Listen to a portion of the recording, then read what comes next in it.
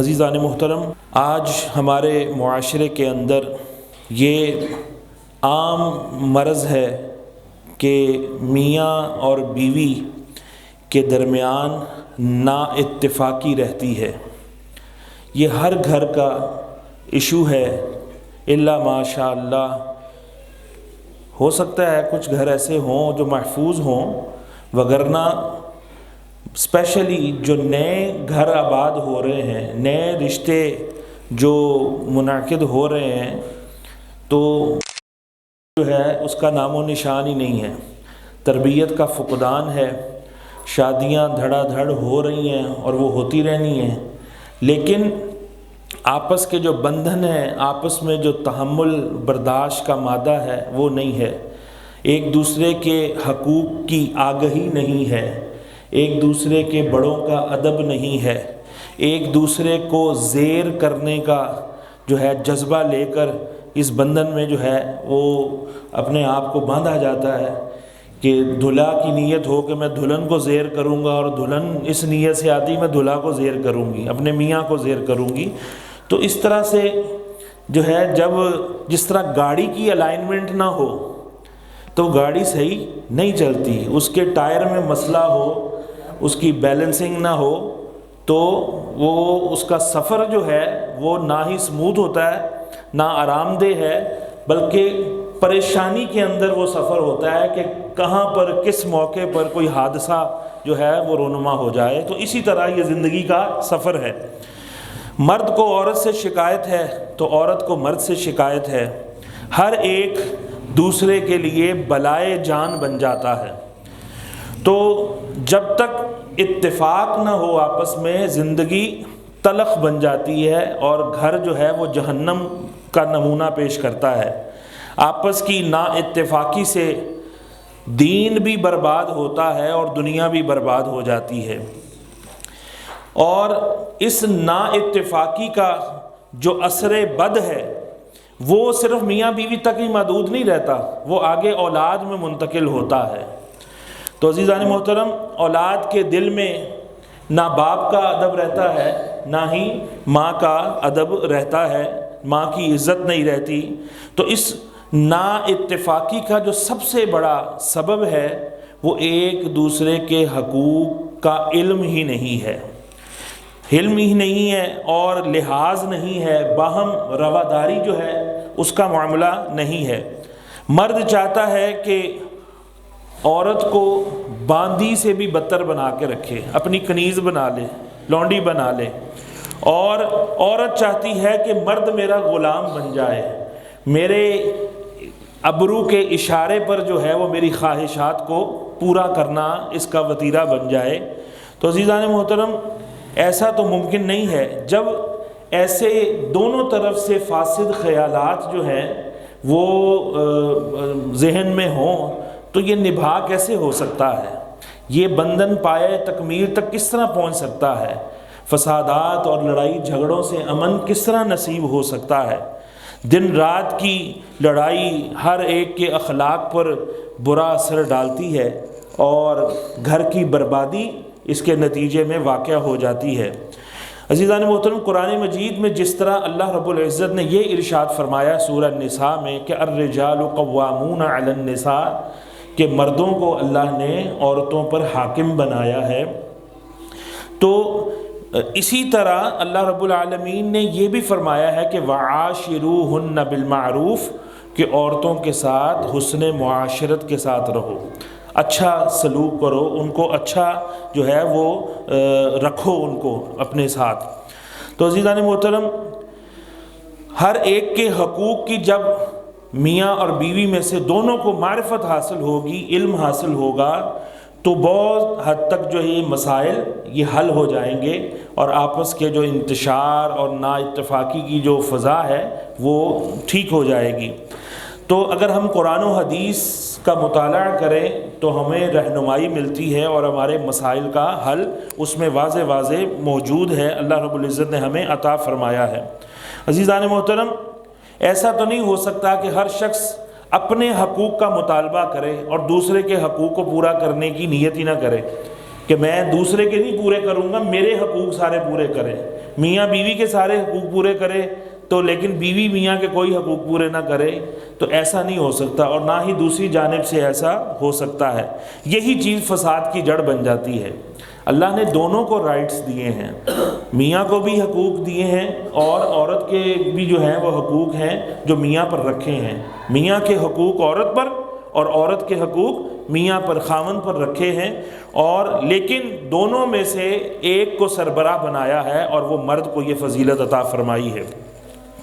تو عزیزان محترم، ایک تو یہ جذبہ ہونا چاہیے جن کی شادی ہونے والی ہے یا ہونی ہے ان فیوچر، وہ بھی اس نیت سے یہ باتیں سنیں، یہ علم سیکھیں کہ ہماری زندگی میں یہ کام آئے گی۔ ام المؤمنین سیدہ عائشہ صدیقہ طیبہ طاہرہ زاہدہ عابدہ رضی اللہ تعالی عنہا سے روایت ہے کہ رسول اللہ علیہ الصلوۃ والسلام نے ارشاد فرمایا، مستدرک للحاکم کی یہ جو ہے وہ حدیث ہے، کہ فرمایا کہ عورت پر سب آدمیوں سے زیادہ حق اس کے شوہر کا ہے۔ عورت پر سب سے زیادہ حق کس کا ہے؟ شوہر کا ہے، اور مرد پر سب سے زیادہ حق اس کی ماں کا ہے۔ کئی لوگ جو ہے نا وہ فیصلہ نہیں کر پا رہے ہوتے ہیں کہ بیوی اور ماں کا مسئلہ بن جاتا ہے تو میں کیا کروں، تو فرمایا عورت پر سب سے زیادہ حق اس کے شوہر کا ہے۔ اب وہ پچھلوں سے رشتہ داری ختم تو نہیں ہو سکتی، بہن بھائیوں سے، ماں باپ سے، لیکن اب سب سے زیادہ حق یہاں جو ہے اب وہ کیا ہے؟ شوہر کی تابع داری ہے، شوہر کی فرما برداری ہے۔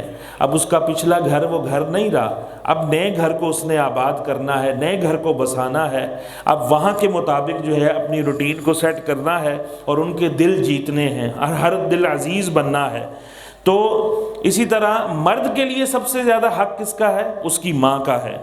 تو یہ حدیث پاک بہت واضح ہمیں جو ہے وہ گائیڈ لائن دے رہی ہے کہ ہم افراط و تفریط کا شکار نہ ہوں، اور کسی کی، مرد اپنی ماں کی حق تلفی نہ کرے، اسی طرح بیوی کی بھی نہ کرے، ہر ایک کو اس کی ڈومین میں رہتے ہوئے اس کے حقوق کو پورا کرے، خلط ملط نہ کرے، افراط و تفریط کا شکار نہ ہو۔ اور اسی طرح جو بیوی ہے وہ بھی مرد کو اس بات پر مجبور نہ کرے کہ اپنے ماں باپ سے جو ہے وہ تعلق توڑے یا ان سے توجہ ہٹائے یا ان پر اپنے مال کو خرچ کرنا بند کرے، یا اپنے جو اس کے زیر کفالت جو لوگ تھے شادی سے پہلے تو وہ ان کی کفالت ترک کر دے، ایسا ہرگز نہیں۔ اس کا مطالبہ زیادہ سے زیادہ کیا ہونا چاہیے کہ میرے حقوق بھی پورے ہونے چاہیے، اور اس کے لیے وہ لڑائی جو ہے اس کی فضا نہ بنائے، اور امن کے ساتھ، تحمل کے ساتھ، بردباری اور برداشت کے ساتھ جو ہے یہ معاملات جو ہیں وہ چلنے چاہیے۔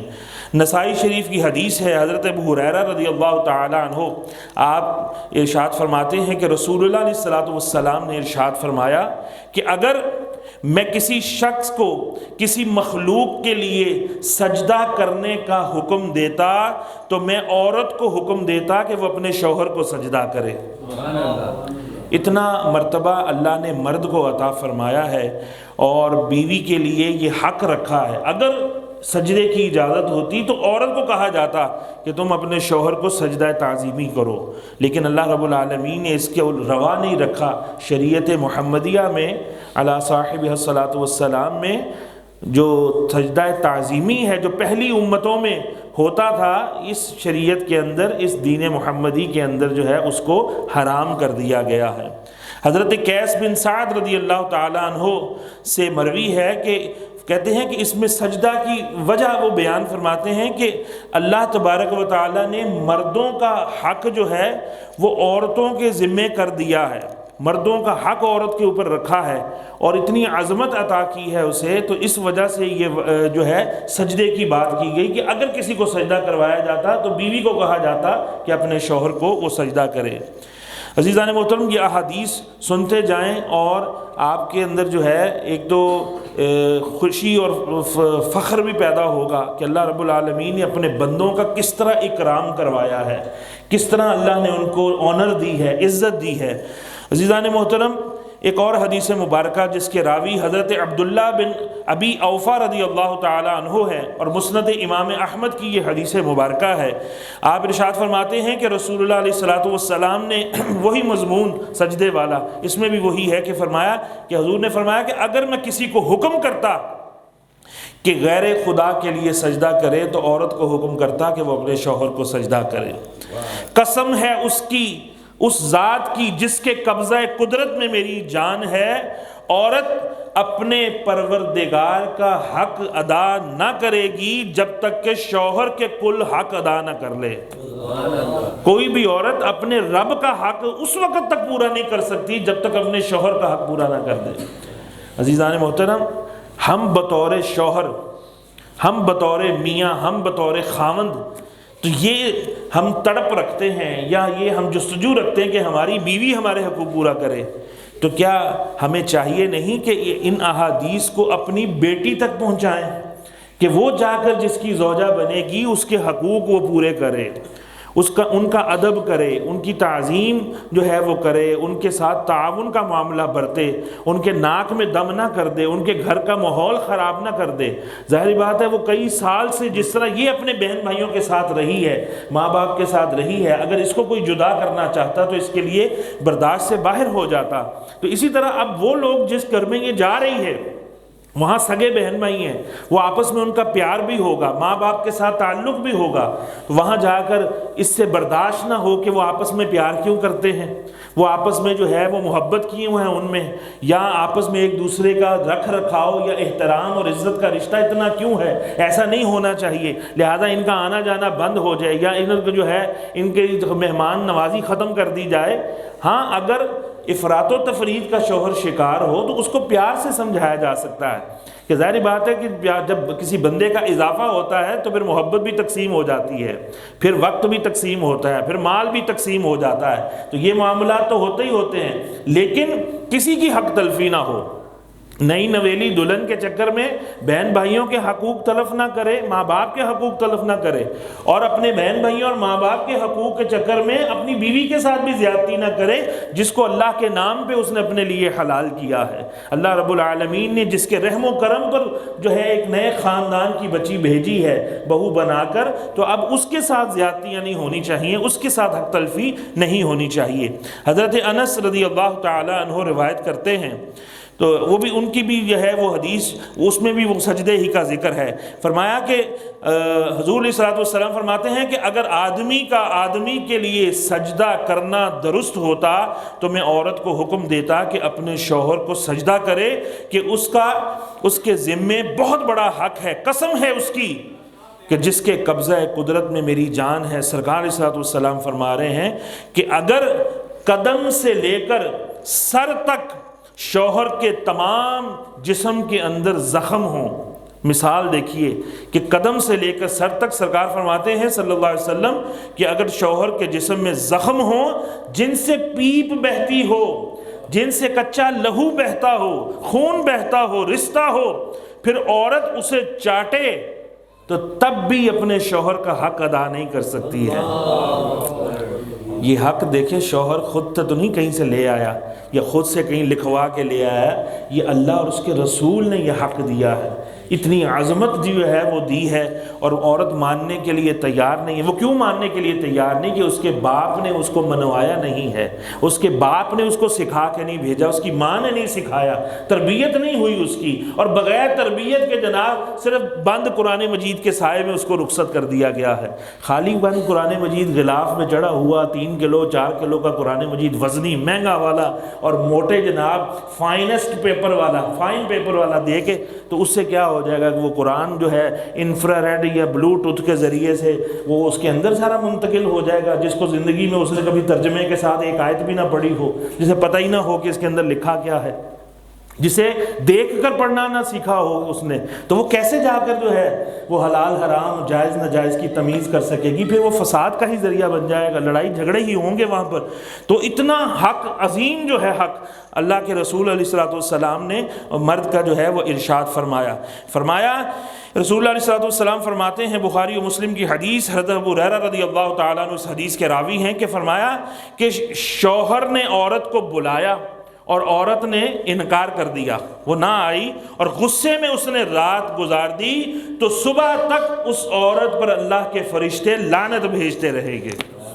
وہ چاہے تسبیحاں پڑھتی رہے مصلی پہ بیٹھ کے، وہ چاہے سجدے کرتی رہے، ساری رات اللہ کے فرشتے اس پر لعنت بھیجتے رہیں گے بلا عذر شرعی، اپنے شوہر کے بلانے پر اگر وہ نہ آئی، اتنی جو ہے سزا اللہ نے رکھی۔ اللہ کے رسول صلی اللہ علیہ وسلم ارشاد فرما رہے ہیں۔ اب یہ باتیں ہمیں اپنی بیٹیوں کو، بہنوں کو نہیں بتانی چاہیے نا، تاکہ وہ جا کے اپنا گھر آباد کریں، وہ اپنے گھر میں جا کے جو ہے وہ جنت نظیر اس گھر کو بنائیں، جنت کا نمونہ بنائیں، فساد کا منبع اور مرکز نہ اسے جا کے بنا دیں۔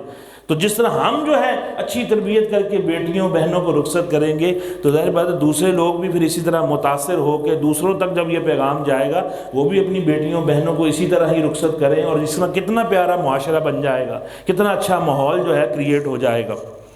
حضور صلی اللہ علیہ وسلم نے ارشاد فرمایا کہ جب عورت اپنے شوہر کو دنیا میں ایذا دیتی ہے، تکلیف دیتی ہے، کئی مرد ہوتے ہیں وہ ہوتے ہی ظالم ہیں اور کئی مرد بیچارے مظلوم بھی ہوتے ہیں، تو فرمایا کہ جب عورت اپنے شوہر کو دنیا میں تکلیف دیتی ہے، ایذا دیتی ہے، تو حور عین، حوریں، جنت کی حوریں وہ کہتی ہیں خدا تجھے قتل کرے۔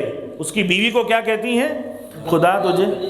اب دیکھیں حوروں کو اللہ نے کتنا علم غیب دیا ہے اور کتنی بصیرت کی نگاہ دی ہے۔ جنت 7ویں آسمانوں سے اوپر ہے، حوریں جو ہیں وہ جنت کے اندر ہیں، لڑائی زمین پر ہو رہی ہے میاں بیوی کی آپس میں، اور حوریں اسے جنت سے دیکھ رہی ہیں اور کہہ رہی ہیں تیرا ستیہ ناس ہو، تو اس سے لڑ رہی ہے، یہ تو عارضی چند دنوں کے لیے تیرے پاس ہے، یہ چند دنوں کے بعد یہ ہمارے پاس آنے والا ہے۔ یعنی کہ جس کے اعمال بھی ایسے ہوں گے، جس کے لیے اللہ نے جنت لکھی ہوگی، کہتی ہیں خدا تجھے قتل کرے، اسے ایذا نہ دے، یہ تو تیرے پاس مہمان ہے، ان قریب تجھ سے جدا ہو کر یہ ہمارے پاس آ جائے گا۔ اللہ نے اس کے لیے ہمارا مقدر جو اس کے مقدر میں ہمیں لکھ دیا ہے اور ہم اس کا انتظار کر رہی ہیں۔ تو بد نصیب ہے کہ تجھے آج یہ میسر ہے اور تو اس کی قدر نہیں کر رہی، تو اس کی عزت نہیں کر رہی، تو اس کی تعظیم نہیں کر رہی، تو اس کی فرما برداری نہیں کر رہی یا اس کے حقوق پورے نہیں کر رہی، تجھے خدا قتل کرے یعنی تیرا ستیہ ناس کرے۔ یہ وہ شخص جو عنقریب ہمارے پاس آنے والا ہے، تو اس کے ساتھ سلوک کیا کر رہی ہے؟ تیرے پاس تو یہ مہمان ہے، تو نے نہ جانے کتنی صدیوں کے بعد اور قیامت جب آنی ہے، فیصلہ ہونا ہے، پتہ نہیں تو نے بھی جنت میں آنا ہے کہ نہیں آنا، تو لیکن یہ ہمیں تو مل جائے گا، لہذا اس کے ساتھ ایسا نہ کر، یہ ہمارے پاس آنے والا ہے۔ اچھا ضروری نہیں ہے کہ اب ہم مرد کے فضائل بیان کر رہے ہیں تو عورت جو ہے وہ اس کے لیے فضیلت ہی کوئی نہیں ہے، آگے احادیث عورت کے بارے میں بھی آ رہی ہیں، تو اگر خواتین جو ہیں اس کو سنیں یا ان تک یہ بات پہنچے تو مفت کی جیلسی یا مفت کی اپنے اندر احساس کمتری نہ وہ پیدا کر لیں کہ جناب ہمیں تو اسلام نے تو بڑی زیادتی کر دی، ہمارے سے مرد کو اتنی فضیلتیں عطا کر دی ہیں۔ یہ اللہ رب العالمین کی مشیت ہے، اللہ کے فیصلے ہیں۔ اللہ رب العالمین نے جس کو چاہا انسان بنایا، جس کو چاہا جانور بنایا، جس کو چاہا یعنی مسلمانوں کے گھر پیدا کر دیا، جس کو چاہا یہود و نصارہ مجوسیوں کے گھر میں پیدا کر دیا۔ یہ ہمارا کوئی کمال تھا؟ یہ کس کا فضل تھا؟ یہ اللہ کا فضل تھا۔ الحمدللہ، اللہ ہمیں اسلام پر استقامت عطا فرمائے۔ طبرانی شریف کی حدیث، معاذ رضی اللہ تعالیٰ عنہ اس کے راوی ہیں، فرمایا کہ رسول اللہ علیہ السلام ارشاد فرماتے ہیں عورت ایمان کا مزہ نہ پائے گی جب تک کہ اپنے شوہر کا حق نہ ادا کر لے، اسے ایمان کی حلاوت ہی نصیب نہیں ہوگی۔ اب وہ بیویاں، وہ جناب جو ڈائنیں بن جاتی ہیں، کیا بن جاتی ہیں جی؟ ایک تو وہ برانڈ ہے نا، برانڈ کی بات نہیں کر رہا، جو خود ڈائن بن جاتی ہیں، جو بلا بن جاتی ہیں، بلا کا منظر پیش کرتی ہیں کہ گھر کے اندر وہ حملہ برپا کیے ہوتی ہیں اور گلی میں گزرتے ہوئے لوگوں کو آوازیں آتی ہیں کہ جناب اندر اٹیک ہو چکا ہے، اور اندر زبان چل رہی ہے، کوئی حیا نہیں ہے کہ گلی سے کوئی گزر رہا ہے، راستے سے کوئی گزر رہا ہے، کوئی مہمان آیا ہے، کوئی فنکشن آیا ہے، جناب کا میٹر گھوم گیا اور جناب انہوں نے نہیں دیکھنا کہ ہمارا شوہر ہے، شوہر کو وہ ڈڈو بنا کے رکھنا چاہتی ہیں۔ کئی بیویاں، کئی عورتیں ایسی ہیں وہ اپنے شوہر کو غلام بنا کے رکھنا چاہتی ہیں، تو جب غلام بنائیں گی میاں کو تو غلام کی بیوی کیا ہوگی؟ خود لونڈی۔ تو بھائی اپنے شوہر کو آقا بناؤ، بادشاہ بناؤ، تو آپ کیا بن جائیں گی؟ ملکہ۔ شوہر کو، آپ کو سمجھ نہیں آئی مجھے لگتا ہے، اپنے شوہر کو جو بادشاہ بنائیں گی تو خود کیا کہلائیں گی؟ اس کی ملکہ۔ اور اس کو بنائیں گی غلام، بس پٹا ڈالنے کا فرق رہ جائے تو خود کیا بن جائے گی؟ پھر لونڈی، خود باندھی، پھر جناب کنیز بن جائیں گی۔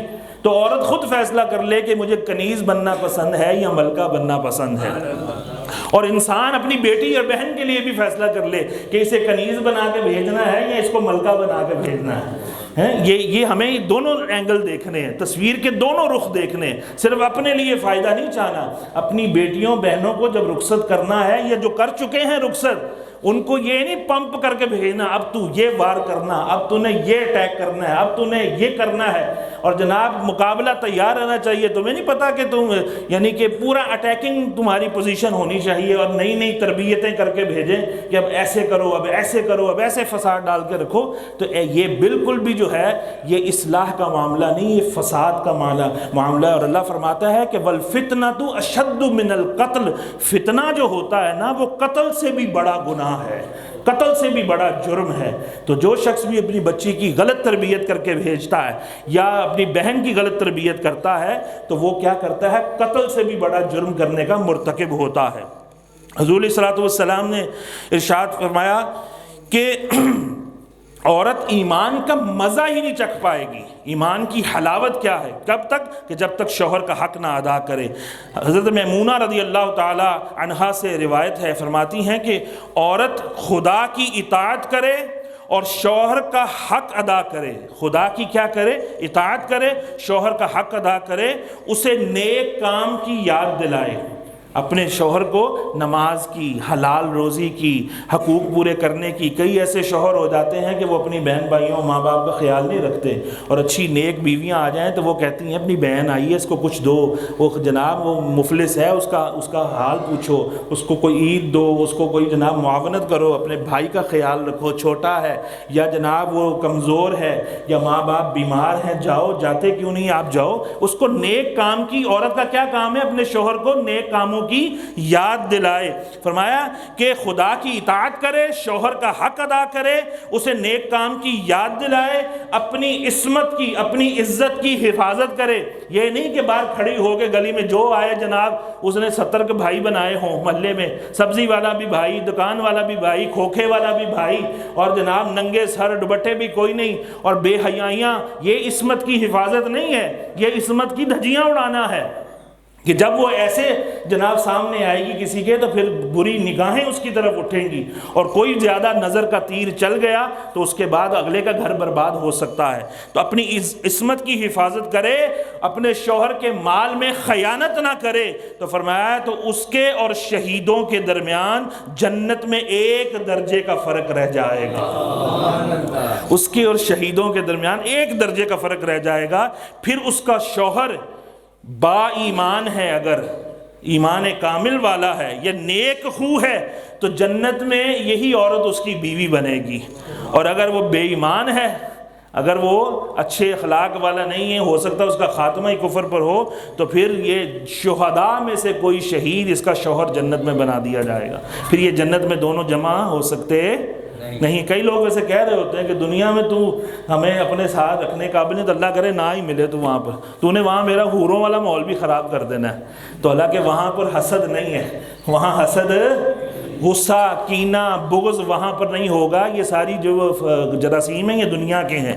تو عزیزان محترم، حضور علیہ الصلوۃ والسلام نے فرمایا شوہر کا حق عورت پر کیا ہے؟ وہ یہ ہے کہ اپنے نفس کو اس سے نہ روکے، اور سوا فرض کے کسی دن بغیر اس کی اجازت کے نفلی روزہ نہ رکھے۔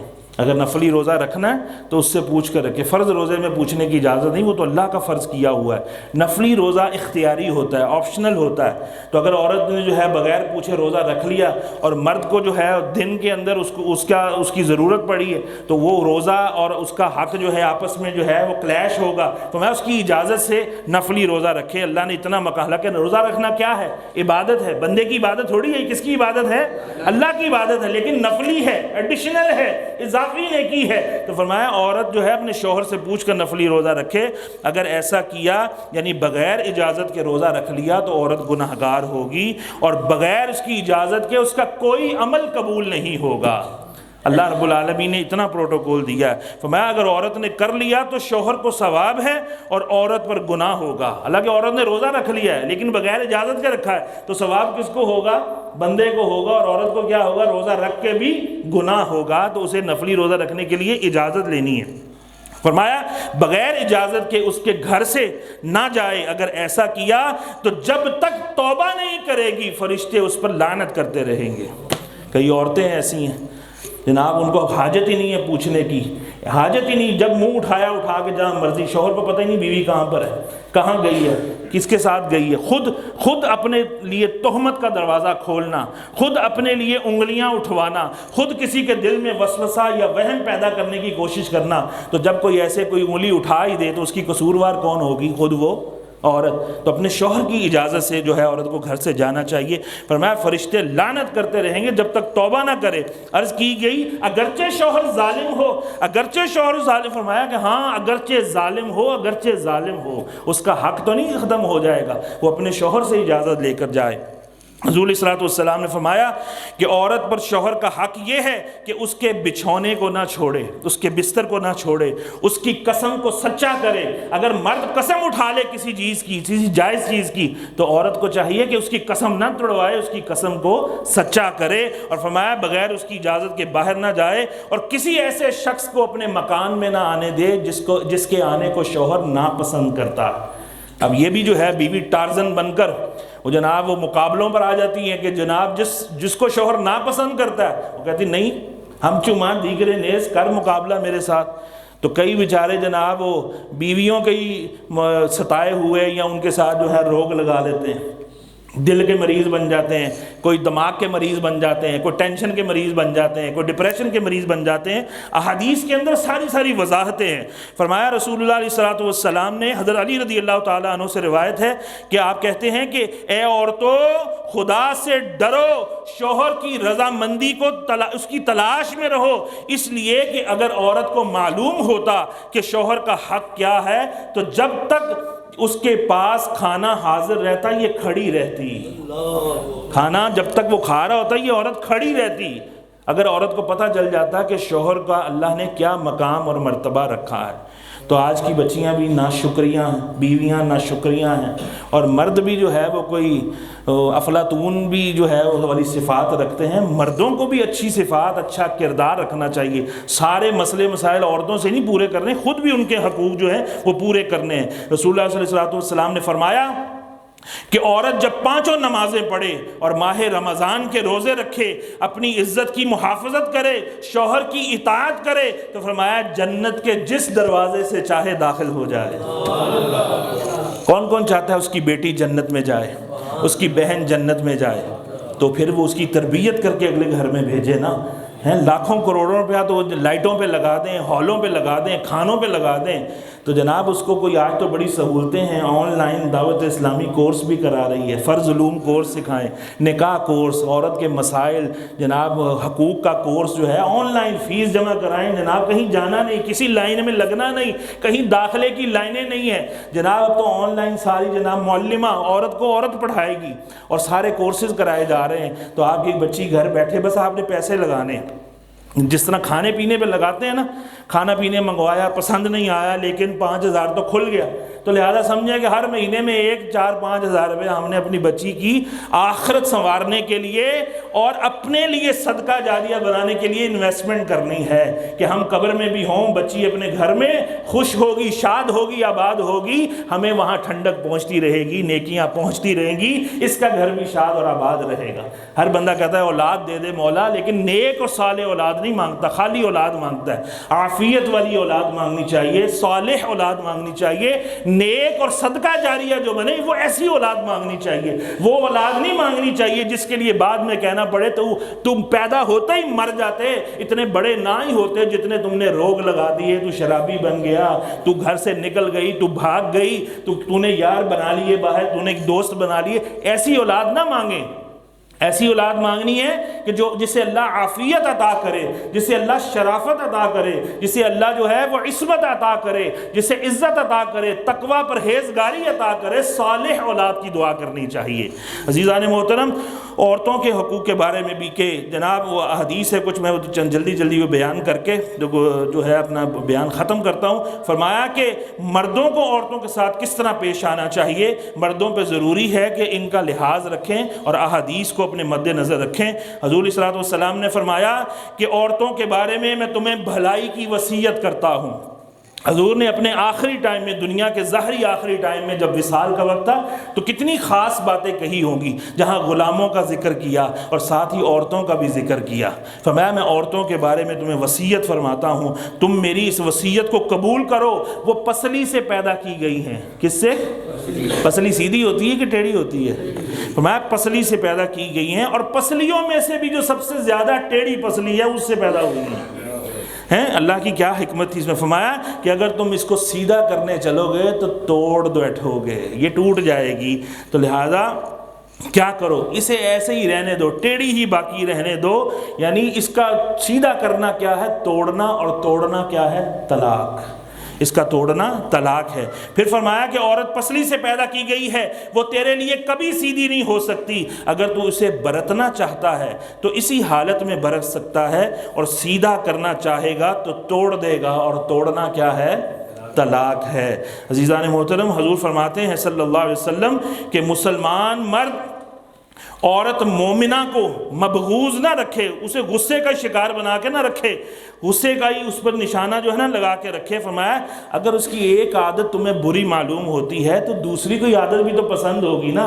ایک عورت میں ساری عادتیں تو بری نہیں ہوتی، اگر کوئی زبان کی ذرا تکھی ہے تو کھانے کتنے مزے مزے کے بناتی ہے۔ جب صبح اٹھتے ہیں تو جناب کپڑے پریس ہیں، بچے صبح اٹھے ہیں جناب تو بچے اسکول جا چکے ہیں، بھائی کس نے بھیجا ہے؟ جناب حضرت والا خاتون گھر خانہ نے اس کو بھیجا ہے، تیار کر کے بھیجا ہے۔ آپ سو رہے تھے، بچے رو رہے تھے، وہ جناب پیمپر چینج کر رہی تھی، وہ بستر گیلا کیا ہوا تھا، آپ سو رہے تھے، خراٹے لے رہے تھے، اور وہ ساری رات بچوں کے ساتھ جو ہے اس نے جاگ کے گزارے ہیں۔ تو لہذا یہ والی خوبیوں پر نظر کر لو، اگر ویسے زبان تھوڑی تکھی چلا لیتی ہے تو تمہیں اور کتنے آرام وہ دیتی ہے۔ تمہارے سکون کے لیے اللہ نے اس کو پیدا کیا ہے، تمہاری رفیقہ حیات ہے، تمہاری پارٹنر ہے۔